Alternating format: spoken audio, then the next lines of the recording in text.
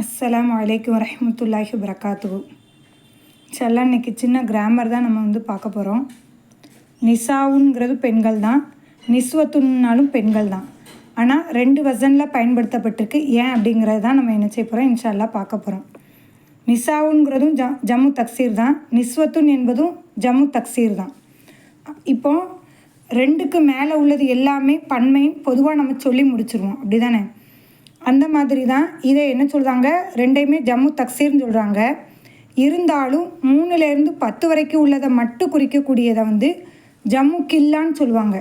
அதுக்கு கிட்டத்தட்ட என்ன செய்கிறாங்க, ஒரு 4 வசனம் மட்டும் குறிப்பிடுதாங்க.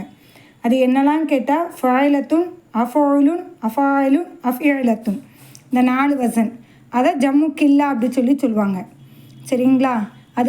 இதுக்கு ஆதாரம் 3:42, இதில் 12:30, அதாவது 3ஆவது சூறா 42வது ஆயத்து, 12வது சூறா 30வது ஆயத்து. அதே மாதிரி தான் நபி ஈன அப்படிங்கிறது ஜம்மு கில்லா, அன்பியாங்கிறது ஜம்மு கசரா. சரிங்களா? இப்போ உலகத்தில் இது வரைக்கும் 1,25,000 நபிமார்கள் அப்படின்னு சொல்லுவாங்க.